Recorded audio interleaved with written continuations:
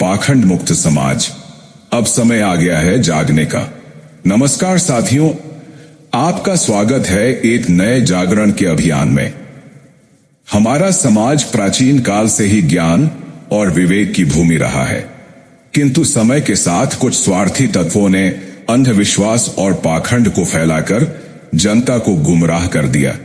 आज जब विज्ञान चांद और मंगल तक पहुंच चुका है, तब भी हमारा समाज टोने टोटके, झूठे बाबा और ढोंगियों के जाल में फंसा हुआ है।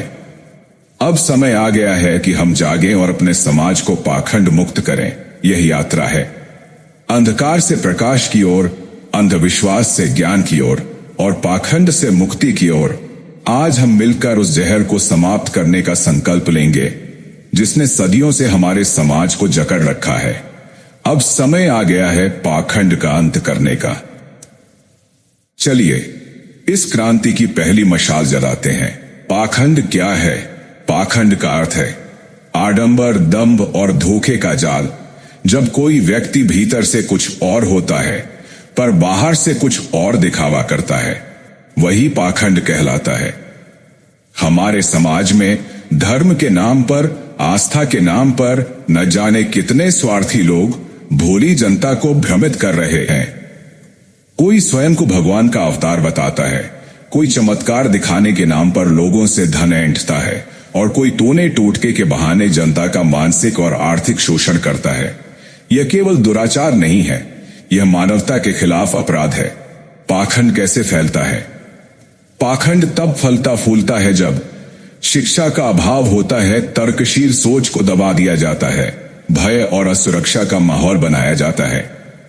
जब बच्चों से कहा जाता है प्रश्न मत करो, जब रोगों को भूत प्रेत का प्रकोप कहा जाता है, जब असफलता को ग्रह नक्षत्र का दोष बताकर ढक दिया जाता है, तब पाखंड के बीज बोए जाते हैं। एक सच्ची कहानी। एक छोटे से गांव में एक बच्ची थी, राधा। राधा को एक दिन तेज बुखार आ गया। गांव के बड़े बूढ़े बोले, इस पर बुरी आत्मा का साया है। उसे झाड़ फूंक के नाम पर जलती लकड़ियों से दागा गया, पीट पीट कर भूत भगाया गया। लेकिन उसकी हालत और बिगड़ गई। तभी गांव के एक शिक्षक ने साहस किया और उसे अस्पताल ले जाया गया। डॉक्टर ने बताया राधा को टाइफाइड था, जिसका साधारण इलाज था। कुछ दवाइयों से राधा ठीक हो गई। सोचिए, अगर वह शिक्षक समय पर न आता तो पाखंड ने उसे मार डाला होता।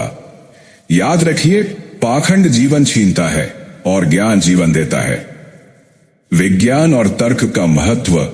विज्ञान ने हमें सिखाया कि वर्षा क्यों होती है, रोग कैसे होते हैं और जीवन कैसे बचाया जा सकता है। अगर सब कुछ अंधविश्वास के भरोसे छोड़ देते तो आज हम न बिजली के बल्ब का प्रकाश देखते, न मोबाइल से बात कर पाते। हमारा हर कदम, शिक्षा, चिकित्सा, यातायात सब विज्ञान और तर्क की देन है।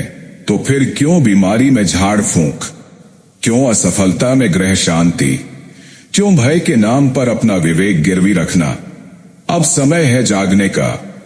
साथियों, अब समय आ गया है हर बात को तर्क की कसौटी पर परखने का, बच्चों को सवाल पूछने के लिए प्रोत्साहित करने का, शिक्षित बनकर अंधविश्वास के विरुद्ध खड़े होने का और उन ढोंगियों से सवाल करने का जो अपने स्वार्थ के लिए धर्म और श्रद्धा का अपमान करते हैं।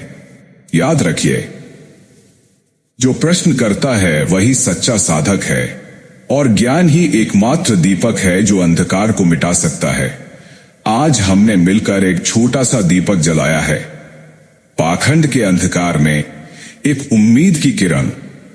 अगर आप इस परिवर्तन का हिस्सा बनना चाहते हैं, इस वीडियो को लाइक करें, अपनी राय कमेंट करें और इस संदेश को अधिक से अधिक लोगों तक पहुंचाएं।